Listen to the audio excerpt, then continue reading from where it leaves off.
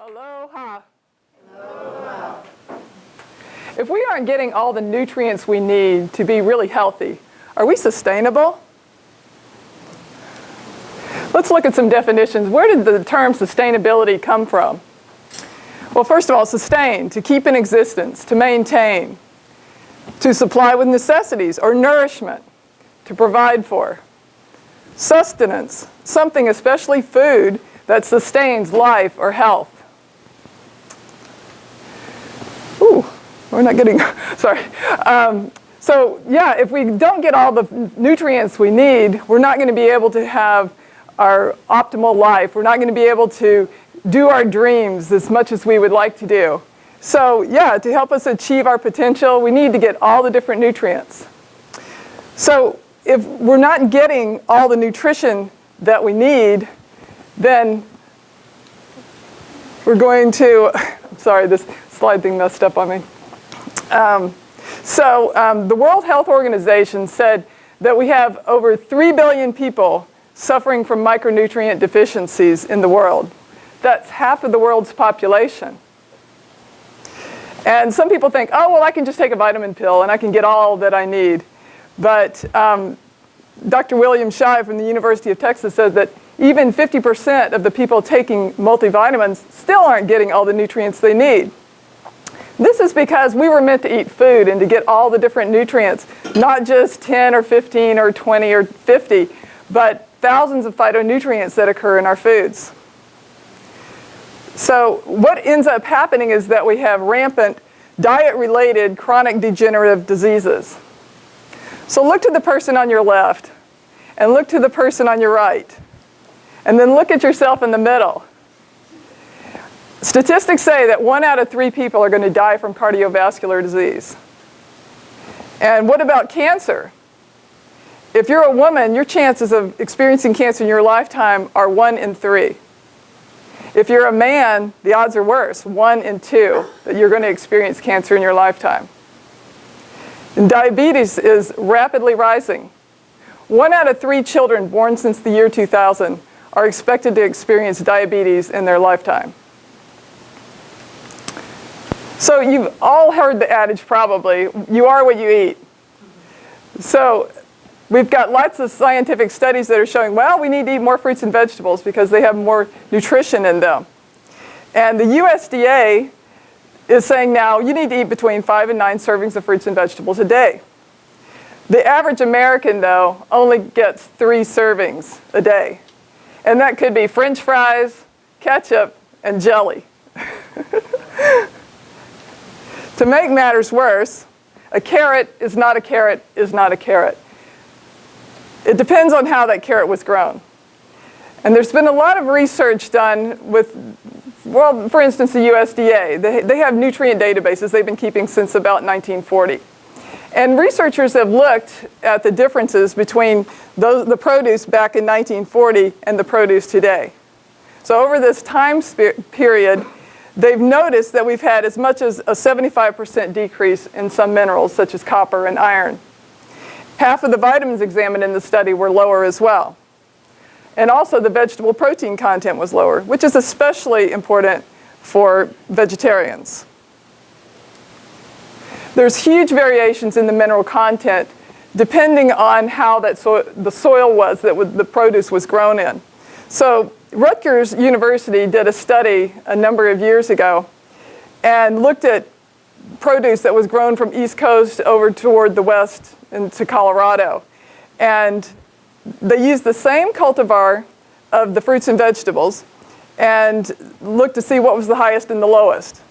So with lettuce, the mineral calcium had about a 5-fold difference between 71 milliequivalents and 16 milliequivalents. Look at the copper in tomatoes, 0.63 parts per million versus 0. There was no copper in those tomatoes. Iron, wow, almost 2,000 parts per million versus 1 part per million. I think we got some pretty sad tomatoes. So what are the reasons for the nutrient decline? Well, first of all, there's been a change in the varieties that are grown. Plant breeders have bred more for yield, increasing how much is produced. and perhaps shelf life and things like that, shippability of this produce. But they didn't really pay much attention to the nutrition. And isn't that why we eat food? To get nutrition? So then our modern agriculture practices, so-called modern agricultural practices, have depleted the soil mineral content. They use just a few chemical fertilizers like nitrogen, phosphorus, and potassium. And it tends to burn out the soil. So we've got decreased availability of the soil minerals. We have mineral imbalances that make it difficult for the plants to uptake the full nutrient balance. We have decreased organic matter from the chemicals also burning out the organic matter in the soil.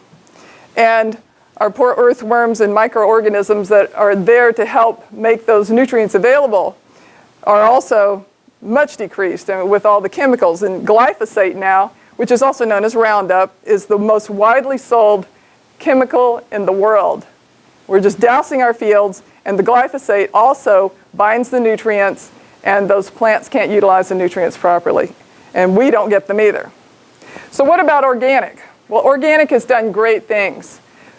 Yet, when we look at scientific studies, conventional raised foods versus organic, there's really not a huge difference in the nutrient content that we've seen in the studies.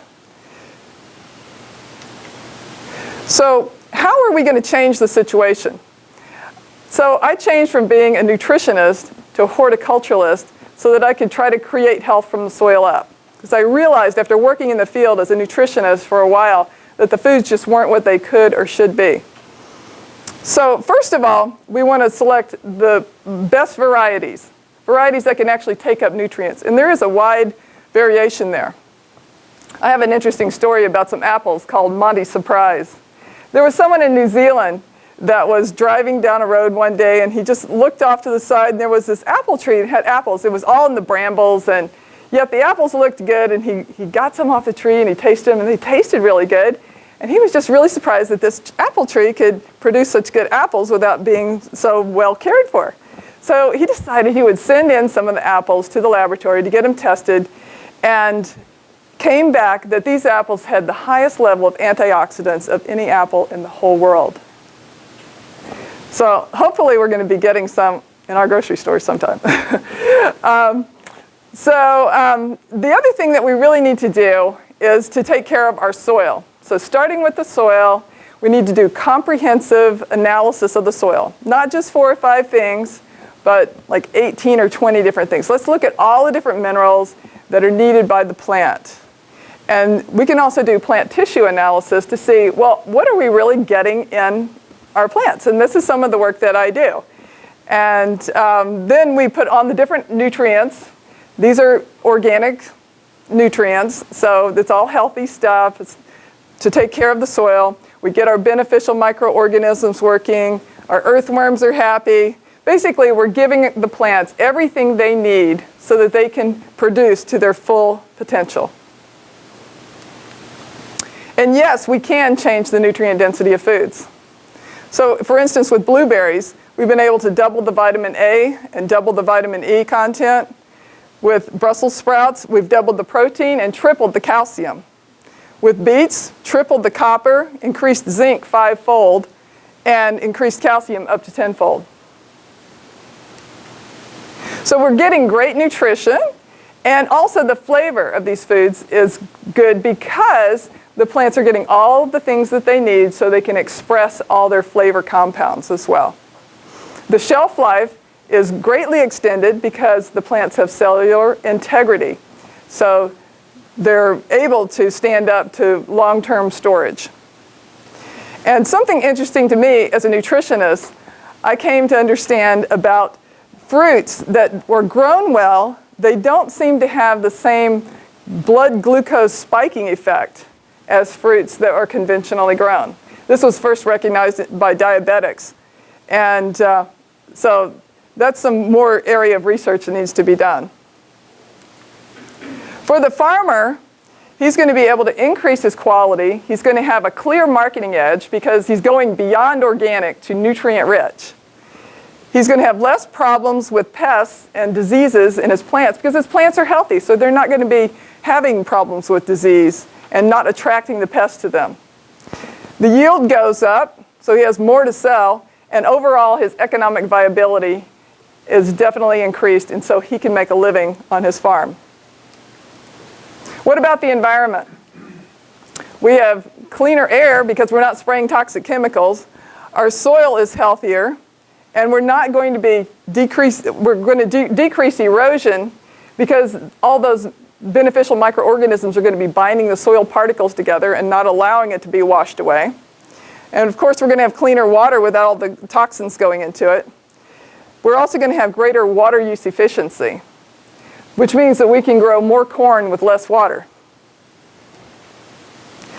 Hawaii Island is a great place to have a global model for sustainability because, for one thing, we have a very unique situation in that we have 11 of the 13 climates here in the world. So we can grow all sorts of different crops here and make it a showcase.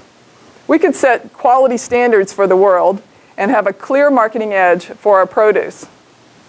We already have tourists coming from all over the world, so now they can come see our great farming methods and take some ideas home with them. Of course, it's going to increase our food sustainability, growing more of our own great food, taking care of the health of our people, they're getting their nourishment, and also caring for the aina. So in summary, the nutrient levels in foods have declined. And we definitely need to make some changes like better cultivar selections, better production practices, and growers that are committed to growing in a nutritional way. We also need the eaters to be committed to these nutritional farmers so that they'll buy the produce and support the whole system and support their own bodies too. These growers are providing a beautiful service to humanity by supplying these wonderful foods that can help people live happier and healthier lives.